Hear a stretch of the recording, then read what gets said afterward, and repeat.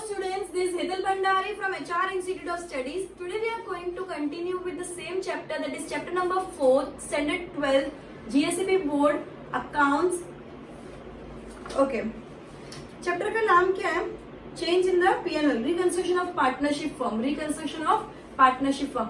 Change in PNL कब कब करते हैं? पार्टनर्स के कंसेंट से करते हैं कि सब पार्टनर्स अगर रेडी हो तो प्रॉफिट एंड लॉस चेंज कर सकते हैं. वो टॉपिक अपन ने लास्ट 2 या 3 लेक्चर में पढ़ा कि सेक्रीफाइसिंग रेशियो किसको बोलते हैं, गेनिंग रेशियो किसको बोलते हैं, कैलकुलेट कैसे करते हैं, ये सब अपन ने लास्ट लेक्चर में पढ़ा. अब अपन पढ़ेंगे सेक्रीफाइसिंग रेशियो जो पढ़ा था और गेनिंग रेशियो जो पढ़ा था, उन दोनों का डिफरेंस क्या है. सेक्रीफाइसिंग रेशियो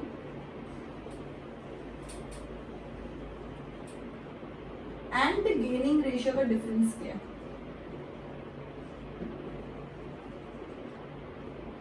सबसे पहला पॉइंट क्या है? सेक्रीफाइसिंग मतलब क्या होता है? जब ओल्ड पार्टनर्स, समझो ओल्ड पार्टनर्स और न्यू पार्टनर्स है, अगर ओल्ड पार्टनर्स अपना कुछ हक किसी और को, अपना कुछ प्रॉफिट का शेयर किसी और के लिए साइड में कर रहा है, खुद कम लेके दूसरों को दे रहा है. अगर ओल्ड पार्टनर्स अपना प्रॉफिट कम करके दूसरों का प्रॉफिट दे रहा है तो उसको बोलते हैं सेक्रीफाइस. अगर मेरे पास 10 रुपए में 10 रुपए में से 3 रुपए किसी और को दे रही हूँ, सिर्फ साथ ही रख रही हूँ, तो मेरा कुछ शेयर मैं किसी और को दे रही हूँ. अगर अपना ओल्ड पार्टनर्स अपना कुछ शेयर किसी और को दे रहे तो उसको बोलते हैं सेक्रीफाइस करना. उसने अपना शेयर सेक्रीफाइस किया. सिमिलरली अगर ओल्ड पार्टनर्स या न्यू पार्टनर्स जो गेन कर रहे ओल्ड पार्टनर्स की सेक्रीफाइस से, न्यू पार्टनर्स जो गेन कर रहे ओल्ड पार्टनर की सेक्रीफाइस से, तो उसको बोलते हैं गेनिंग रेशियो. मतलब in short, if some partners provide their share, their part of share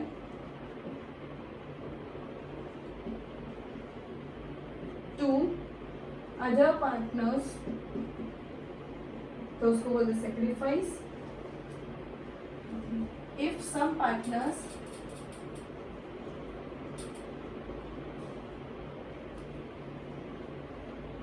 receive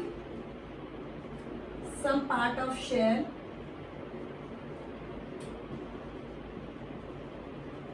of other partners, इनको एक्स्ट्रा मिल रहा है वो गेनिंग होता है, जिनको जो दे रहा है वो सेक्रीफाइसिंग हो गया. ठीक है.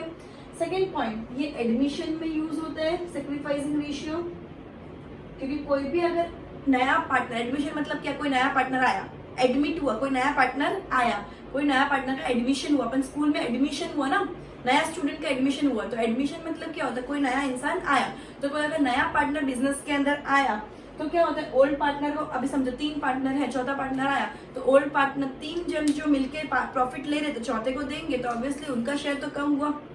अगर 3 पार्टनर है, समझो 30% समझो 4 पार्टनर है, पहले से 4 पार्टनर है, 25% ले रहे हैं. अब 5 पार्टनर हो गए, पांचों को इक्वल मिल रहा है, समझो तो 20% मिल रहे हैं. तो सबने ये 4 पार्टनर है तो 5% सेक्रीफाइस किया ना. फॉर एग्जाम्पल चलो 2 पार्टनर है, दोनों को इक्वल मिल रहा है तो 50% मिल रहा है. अब 4 पार्टनर हो गए, चारों को इक्वल मिल रहा है तो 25 हुआ. तो हर पार्टनर जो पुराने 2 पार्टनर्स थे उनने अपना 25% सेक्रीफाइस किया.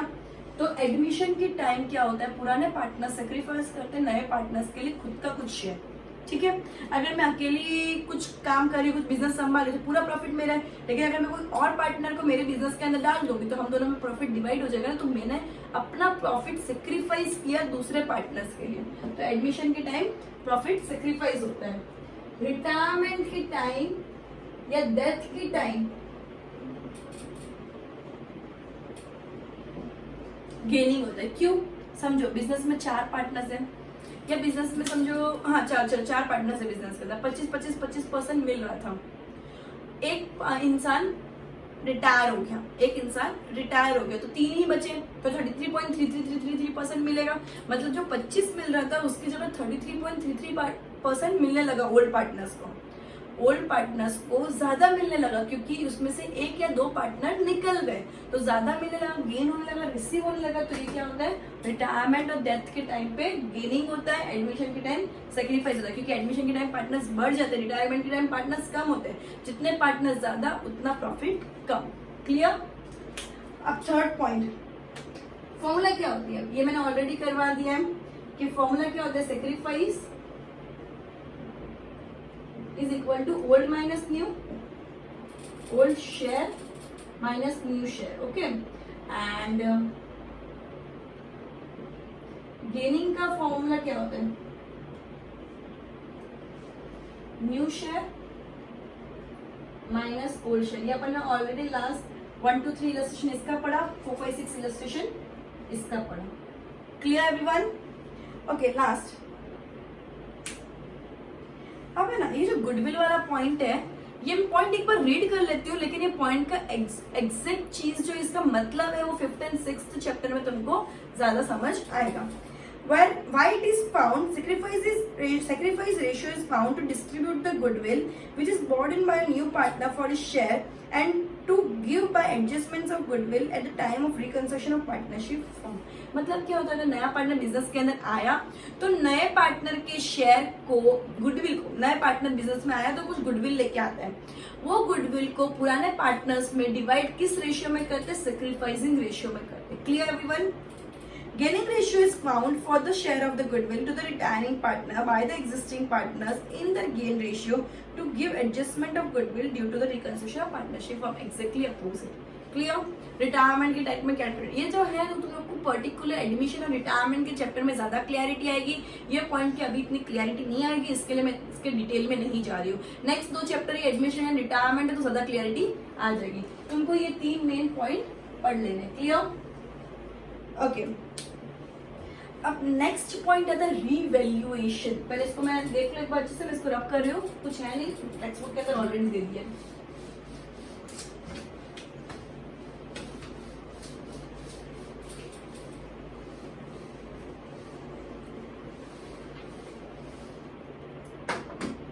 रीवैल्यूएशन मतलब होता क्या है, रीवैल्यूएशन वर्ड मतलब होता क्या है, रीवैल्यूएशन। अगर मैं इस चीज को नाम को डिवाइड करूं तो ये क्या होगा, रीवैल्यूएशन। वैल्यूएशन मतलब क्या, किसी की वैल्यू कितनी है वो फाइंड आउट करना।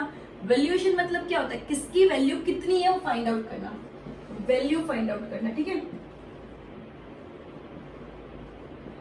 री मतलब क्या, वापस। री मतलब क्या, अब रीराइट कर मतलब वापस लिख। री मतलब क्या, वापस करना। तो रीवैल्यूएशन मतलब वापस वैल्यू निकालनी।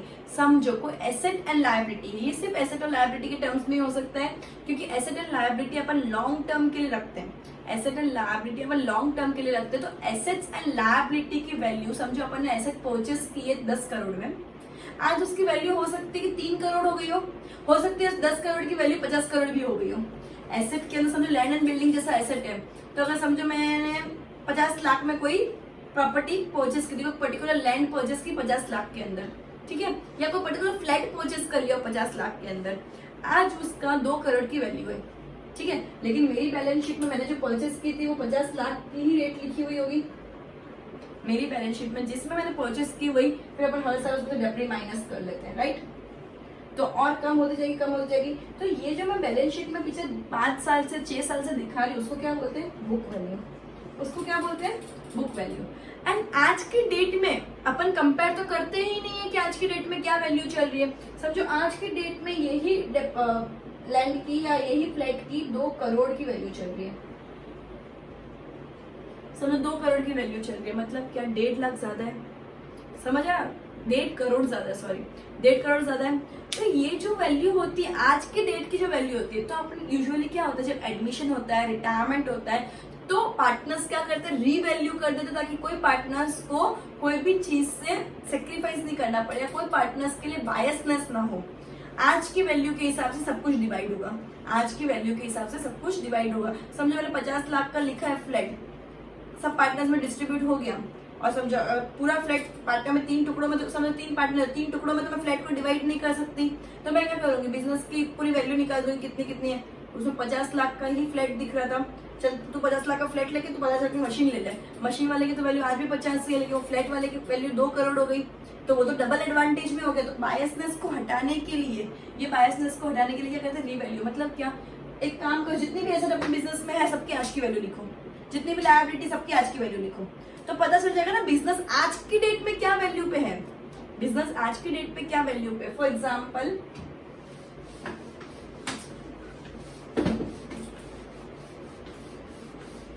मेरे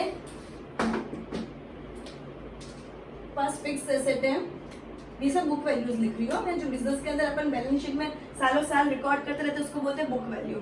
फिक्स एसेट है मेरे पास 2 लाख की, और सो लैंड एंड बिल्डिंग मेरे पास 2 लाख की, और मशीनरी है 5 लाख की, या 20 लाख की लैंड एंड बिल्डिंग है, मशीनरी है 5 लाख की, ठीक है। फर्नीचर है मेरे पास 1 लाख का, ठीक है। इतने मेरे पास एसेट्स है। क्रेडिटर्स है मेरे पास 50,000 के, एंड लॉन्ग टर्म लायबिलिटी क्या हो सकती है, समझो फॉर एग्जांपल मेरा प्रोविडेंट फंड है, provident fund is a long term liability, मेरा प्रोविडेंट फंड है 1,50,000, क्लियर। अब समझो ये है मेरी सब बुक वैल्यू। आज की डेट में मेरी लैंड एंड बिल्डिंग की जो वैल्यू मैं बुक में एक्चुअली 20 लाख दिखा रही है वो 1 करोड़ पे पहुंच गई है, ठीक है। जो मैं 20 लाख दिखा रही हूँ आज की वैल्यू में 1 करोड़ चली गई है। मशीनरी मेरी बुक में दिखा रहा है 5 लाख, लेकिन उसकी 1.5 लाख से ऊपर की वैल्यू नहीं है आज की डेट में। अगर मैं बेचने जाऊँ तो ये क्या, मैं बेचने जाऊँ तो उसको क्या प्राइस मिलेगी, समझ आया। अपन लोग ने जो चीज में जो प्राइस में परचेस किया, हो सकता है कि उसके प्राइस कम हो जाए फ्यूचर डेट में, हो सकता है बहुत बढ़ जाए। यूजुअली लैंड एंड बिल्डिंग्स के रेट बढ़ते हैं एंड मशीनरी फर्नीचर इन सब के रेट्स कम होते हैं। मशीनरी हो गया, फर्नीचर की 80,000 हो गया समझो वैल्यू, क्लियर। क्रेडिटर्स समझो 60,000 हो गया, और पीएफ मतलब लायबिलिटी भी बढ़ गई है साथ में, पीएफ 1.5 लाख था उसका 2 लाख हो गया। तो एग्जाम्पल है, इसको मतलब एग्जाम्पल की तरह लेना, ठीक है।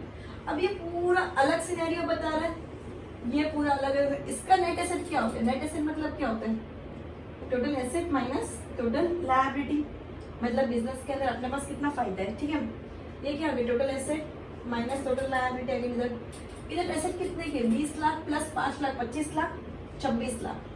26 लाख में से अगर मैं 2 लाख माइनस करूँ लायबिलिटी तो मेरा नेट एसेट कितना आ गया, 24 लाख। मतलब मैं 24 लाख प्रॉफिट में हूँ। प्रॉफिट मतलब अच्छा ही हो ना, बिजनेस के लिए अच्छा होता है ना एसेट, तो ये 24 लाख का प्रॉफिट है, मतलब अच्छी बात है। अब ये कितना है, 1 करोड़ प्लस 1.5 लाख, 1 करोड़ 1.5 लाख प्लस 80,000, 1 करोड़ 2 लाख 30 में, 1 करोड़ 2,30,000, ठीक है। ये हो गई मेरी एसेट की वैल्यू।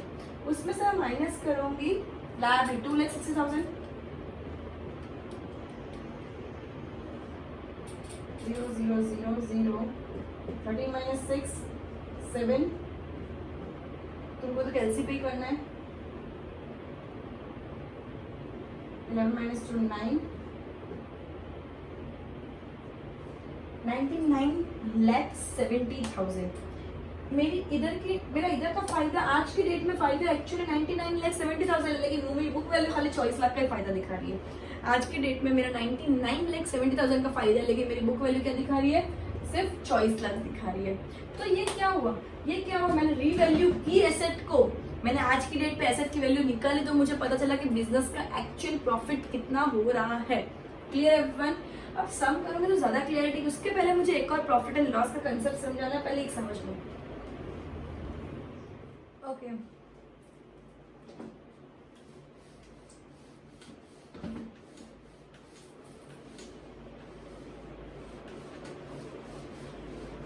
अब एक टेबल समझना,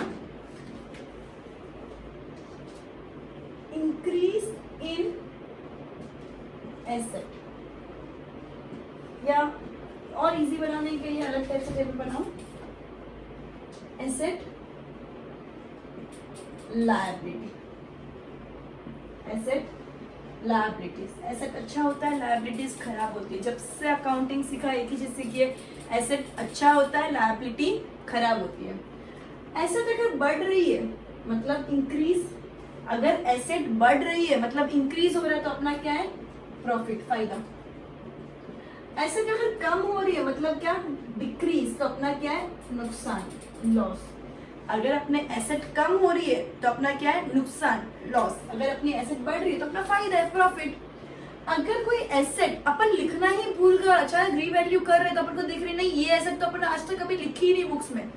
हो सकता है कि कोई एसेट अपन ने आज तक कभी लिखी नहीं लेकिन वो अपने बिजनेस में है, तो जब सब रिवैल्यू कर रहे हैं तो उसके अंदर वो अचानक मिल जाए, तो अपन उस चीज, कोई चीज लिखना भूल गए, अनरिकॉर्डेड मतलब कोई चीज रिकॉर्ड नहीं की है, लिखना भूल गए हैं, तो अच्छी बात है ना, एक और नई चीज मिल गई, एक और वेरिएबल चीज मिल गई, तो प्रॉफिट, तो उसको रिकॉर्ड कर दो। अनरिकॉर्डेड एसेट है तो उसको रिकॉर्ड कर दो, तो वो भी तो अपने लिए फायदा ही हुआ। कोई चीज अपने पास, समझो अपने पास, अपन को लग रहा है कि अपने कबर्ड में 5 टॉप्स है, लेकिन अचानक अपन को एक और मिल जाता है तो अपने लिए तो फायदा ही हुआ ना।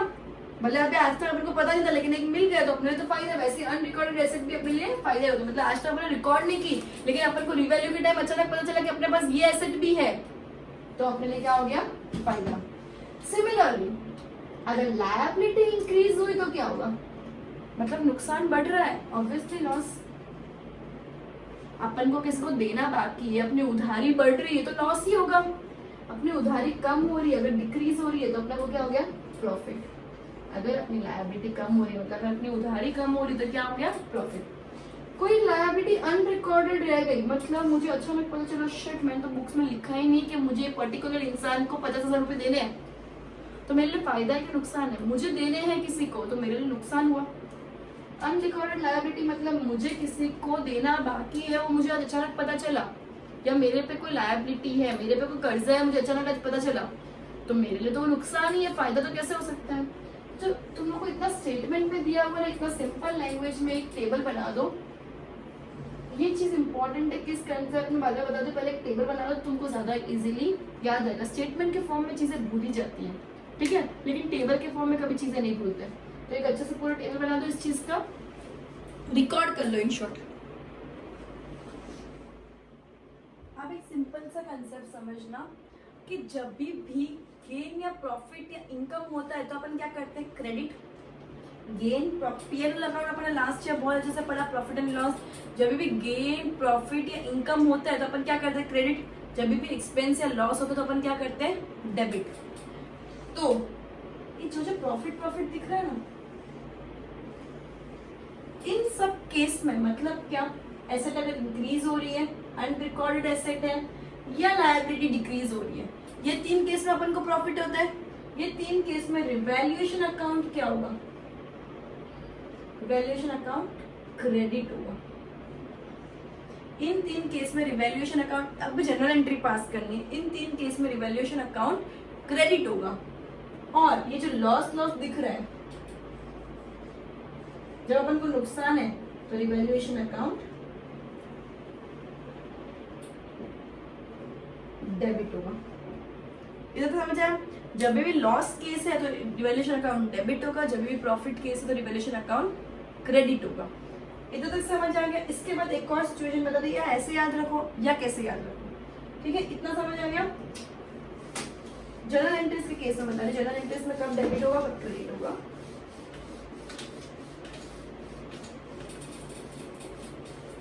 एक और चीज कंसेप्चुअल है टोटली, जब भी बिजनेस के अंदर एसेट की वैल्यू इंक्रीज हो रही है, जब भी बिजनेस के अंदर एसेट की वैल्यू इंक्रीज हो रही है, एसेट का नॉर्मली बैलेंस क्या होता है, डेबिट बैलेंस।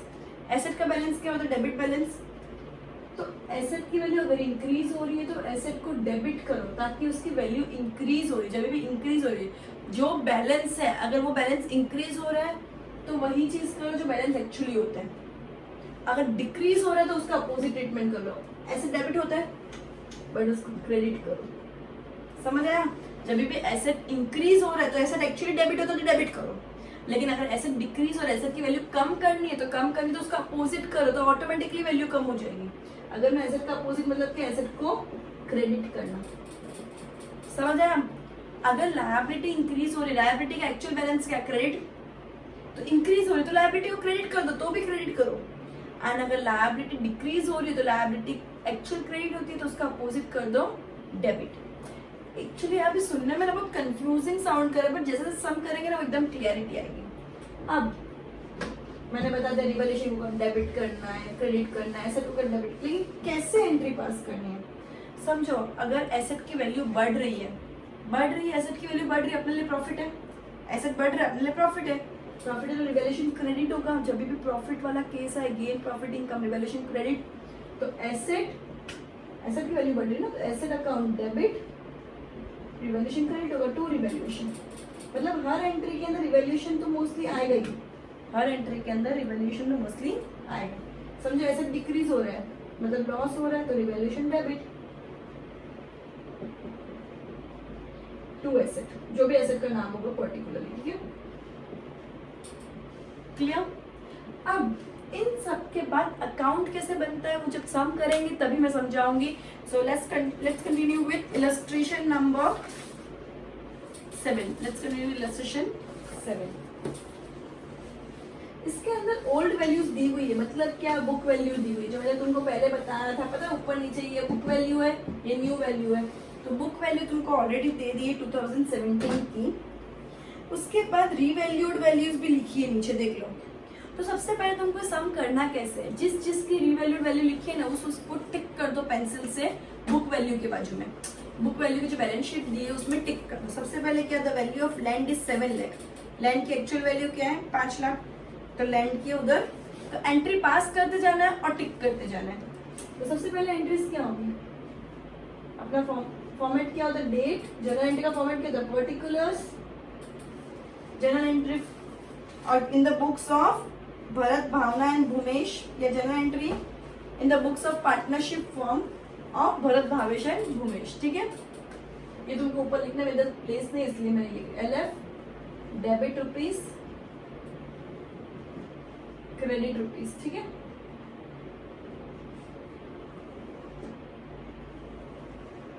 ओके ओके, इधर तो समझ आया।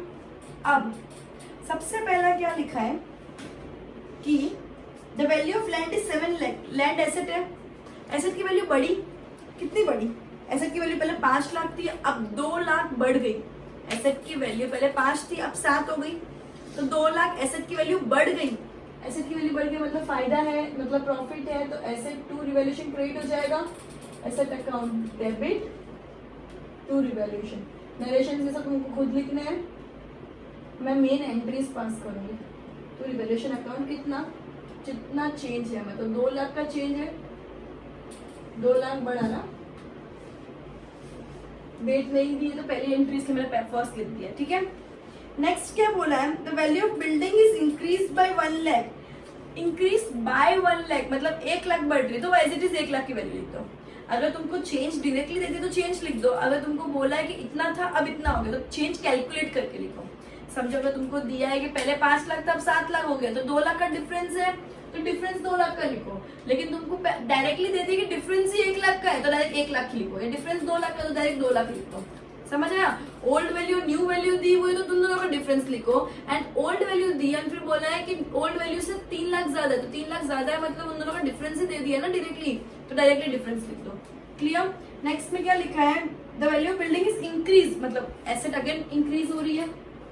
ये क्या लैंड था ना, तो मैं लैंड का ही नाम लिखूंगी, सॉरी, लैंड अकाउंट डेबिट। अब सेकेंड में बिल्डिंग है तो बिल्डिंग भी बढ़ ही रही है ना, तो building account debit to revaluation account.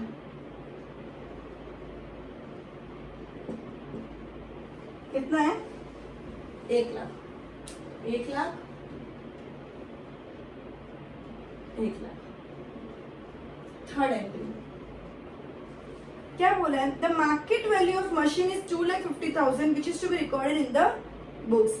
अब मशीन की वैल्यू कितनी है 4 लाख, और मशीन की वैल्यू अब कितनी हो गई है 2.5 लाख। मशीन की बुक वैल्यू कितनी है 4 लाख, पर अब मार्केट वैल्यू क्या है, मार्केट वैल्यू मतलब आज की वैल्यू, तो मार्केट वैल्यू कितनी है 2.5 लाख, मतलब मशीन की वैल्यू कम हुई।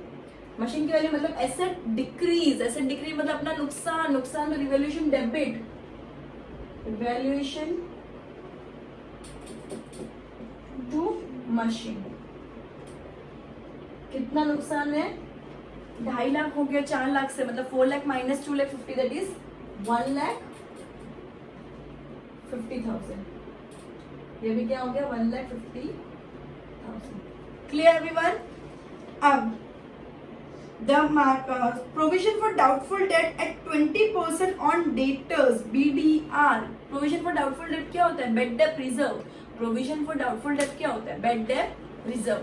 bad debt reserve अपने लिए क्या नुकसान है कि फायदा? ऑब्वियसली नुकसान है, तो रिवैल्यूएशन किधर जाएगा? डेबिट। bad debt reserve अपने लिए क्या है? अपन डेबिट साइड लिखते हैं, क्रेडिट साइड लिखते हैं? ऑब्वियसली डेबिट साइड लिखते हैं, अपन पीएल के डेबिट साइड लिखते हैं ना BDR। तो रिवैल्यूएशन अकाउंट नुकसान है, तो revaluation account to bad debt reserve. कितना बोला है? 20% ऑन डेटर्स। डेटर्स कितना? 1 लाख। 1 लाख का 20% कर लो 20,000। 1 लाख का 20% कितना होता है? 20,000। Clear everyone? Next entry, creditors amounting to 10,000 are not required to be paid। मतलब 10,000 के क्रेडिटर्स को पे करने की जरूरत नहीं है, मतलब 10,000 क्रेडिटर्स कम हो रहे, लायबिलिटी कम हो रही है, फायदा है। फायदा मतलब रिवैल्यूएशन क्रेडिट होगा, तो क्रेडिटर्स अकाउंट रिवैल्यूएशन सब में अफेक्ट करेगा ही मोस्टली टू रिवैल्यूएशन अकाउंट। क्या बोला है? 10,000 के क्रेडिटर्स को पे करने की जरूरत नहीं है, मतलब 10,000 लायबिलिटी कम हुई। 10,000 के क्रेडिटर्स को अगर पे करने की जरूरत नहीं है, मतलब 10,000 की लायबिलिटी कम हुई। 10,000 की लायबिलिटी कम हुई मतलब अपना नुकसान नहीं, अपना फायदा है। लायबिलिटी कम हुई मतलब अपना फायदा है। फायदा है तो रिवैल्यूएशन क्या होता है? गेन, इनकम और प्रॉफिट के केस में रिवैल्यूएशन क्रेडिट होगा। क्लियर? ओके, इतना हो गया। नेक्स्ट एंट्री क्या है? Income receivable amounting to 5,000। Income receivable मतलब अपन को इनकम मिलने वाली है। And outstanding expenses amounting to 3,000। मतलब आउटस्टैंडिंग इनकम भी है, आउटस्टैंडिंग एक्सपेंस भी है। आउटस्टैंडिंग इनकम है, अपन को फायदा होने वाला है। फायदा होने वाला है मतलब प्रॉफिट। ऑब्वियसली प्रॉफिट के केस में रिवैल्यूएशन क्या होता है? क्रेडिट। इनकम आएगी, भले अभी आई नहीं है लेकिन आने तो वाली है। Income receivable account debit to revaluation. फायदे के केस में रिवैल्यूएशन क्रेडिट होगा, राइट? कितना? 5,000। और आउटस्टैंडिंग एक्सपेंस मतलब अपन को कोई एक्सपेंस देना है और अपन ने पे नहीं किया, फ्यूचर डेट पे देना तो पड़ेगा, नुकसान है अपन को। आउटस्टैंडिंग एक्सपेंस नुकसान है मतलब क्या होगा? रिवैल्यूएशन डेबिट होगा। जब भी नुकसान आएगा तो रिवैल्यूएशन डेबिट होगा, तो revaluation account debit to outstanding expense. कितना है? 3,000।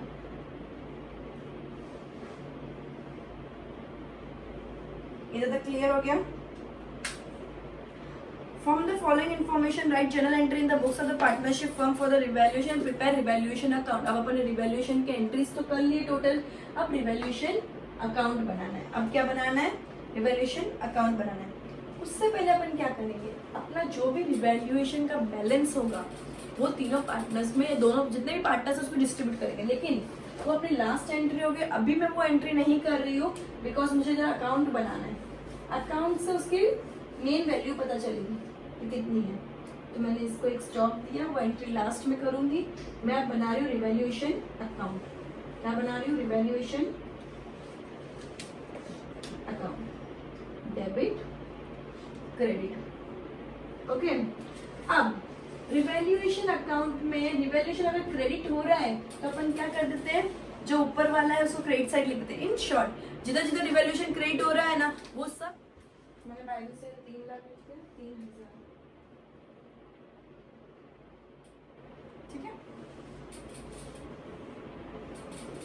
ओके, सब रिवैल्यूएशन अकाउंट में जिधर जिधर रिवैल्यूएशन को क्रेडिट किया है ना, उसके डेबिट वाले सब क्रेडिट साइड लिख दो।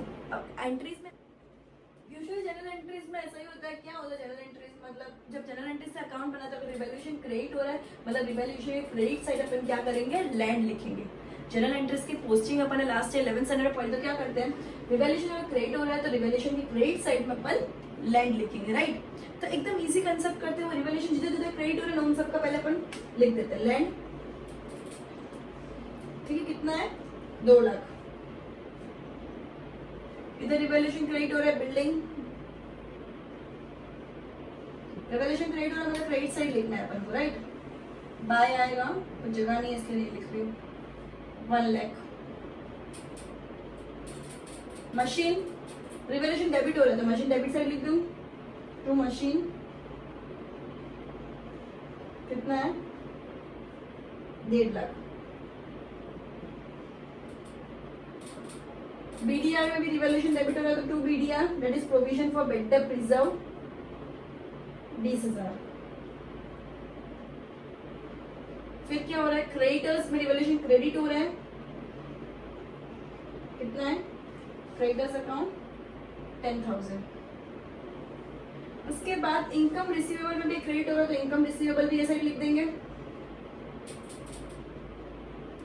सबसे इजी एंड स्कोरिंग कंसेप्ट है रिवैल्यूएशन अकाउंट का और ये तुमको किधर भी पीछा नहीं छोड़ने वाला। 5th 6th चैप्टर में 7th चैप्टर में भी इसका आगे वर्जन आएगा रियलाइजेशन अकाउंट के टर्म्स में, ठीक है। 5,000 ये डेबिट हो रहा है तो 2 आउटस्टैंडिंग एक्सपेंस 3,000 डेबिट। ओके अब मैं देखूंगी किधर का टोटल ज्यादा तो ऑब्वियसली मुझे ये साइड का टोटल क्लियरली ज्यादा दिख रहा है। हो सकता है रिवैल्यूएशन अकाउंट में ऐसा कुछ नहीं है कि ये साइड का ही ज्यादा होगा, ये साइड कोई भी साइड का ज्यादा हो सकता है।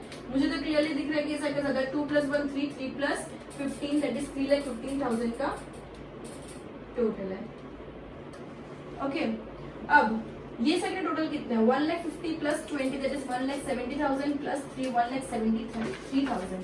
अगर 3,15,000 में से अगर 1,73,000 अगर मैं माइनस कर दूं तो कितना बचता है 1,42,000। करेक्ट।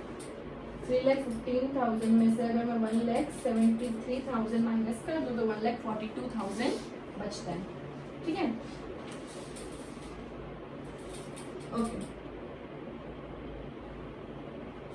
अब ये जो मेरा बचा ना ये तीनों पार्टनर्स में डिवाइड होगा। जितना भी मेरे को रिवैल्यूएशन, अभी रिवैल्यूएशन का ऑब्वियसली मेरा प्रॉफिट ज्यादा है, मेरा प्रॉफिट साइड ज्यादा है, मेरा लॉस कम है, तो मेरा ये जो फायदा हो रहा है मैं तीनों पार्टनर्स में डिस्ट्रीब्यूट करूँगा। तो मुझे लॉस होता है तो भी मैं तीनों पार्टनर्स में डिस्ट्रीब्यूट कर दूँ। तो मैं इधर क्या लिखूंगी प्रॉफिट, लेकिन एक्चुअली प्रॉफिट नहीं लिखूंगी तो भी चलेगा। 2 पार्टनर्स कैपिटल लिख दो, तीनों पार्टनर्स में जाना है ना। Partners capital account, 2 partners capital account कौन कौन पार्टनर है भावना भरत भूमेश। भावना भरत एंड भूमेश। भावना भरत और भूमेश इनका प्रॉफिट एंड लॉस रेशियो क्या है क्वेश्चन के अंदर दिया होगा, नहीं दिया हो तो इक्वल लेना है। क्वेश्चन के अंदर दिया होगा, नहीं दिया हो तो इक्वल लेना है। 2:1:1 1,42,000 डिवाइड बाई 5 इंटू 2 कितना होता है 71,000 और ये कितना आएगा 35,500। ये भी कितना आएगा 35,500। तो इन सबका टोटल क्या आ गया 1,42,000। Clear everyone. अब ये जो है उसको ध्यान रखना, इससे अपन को लास्ट एंट्री बनानी है। तो अपन का अकाउंट जब भी जनरल एंट्री पास करे तो थोड़ी स्पेस छोड़ देनी लास्ट में कि कितना प्रॉफिट या लॉस हो रहा है। अकाउंट बनाएंगे अल्टीमेटली बैलेंस से अपन को पता चल जाएगा कितना प्रॉफिट या लॉस हो रहा है एंड वो पार्टनर्स में कितना कितना डिस्ट्रीब्यूट किया। एंड फॉर एग्जाम्पल अगर तुमको बोला नहीं अकाउंट बनाने के लिए तो मत बना अकाउंट, इधर से भी अपन डिटरमाइन कर सकते कितना प्रॉफिट एंड लॉस हो रहा है। पहले क्या करो जिधर जिधर रिवैल्यूएशन क्रेडिट हो रहा है ना वो सब अमाउंट प्लस कर दो। मतलब 2 लाख प्लस 1 लाख 3 लाख 3 लाख इधर debit credit 3 lakh plus 10,000 3,10,000 plus 5,000 3,15,000। फिर जिधर जिधर रिवैल्यूएशन डेबिट हो रहा है उनको माइनस करो। 3,15,000 माइनस 1,50,000 माइनस 3,000 माइनस 20,000। तो जो जो डेबिट हो रहा है उनको माइनस कर दो तो अल्टीमेटली जो फिगर मिलेगा उसको पीएनएल रेशियो में डिवाइड कर दो। Clear everyone. सो ये आ गए। अब इसकी एंट्री कैसे पास होगी, ऊपर का रब करिए, अच्छे से गो थ्रू कर लो, ऊपर का रब करिए, लास्ट वो एंट्री बता दे रही हूँ कि प्रॉफिट एंड ये जो पार्टनर्स कैपिटल में जो डिवाइड हुआ वो एंट्री कैसे पास होगी।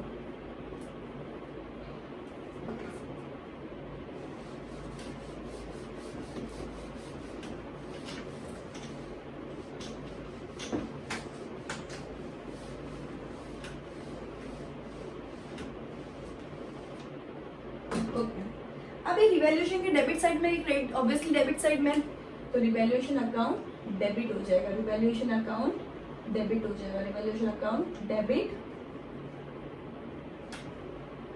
टू तीनों पार्टनर के नाम, that is Bhavna, to Bharat, to Bhumesh. Okay, amount क्या आएगा 1,42,000 पूरा रिवैल्यूएशन में आ जाएगा, और तीनों पार्टनर्स में 71,000, 35,500, 35,500, ये लास्ट एंट्री होगी। Clear everyone? एक बार अच्छे से गो थ्रू कर लो पूरा सा।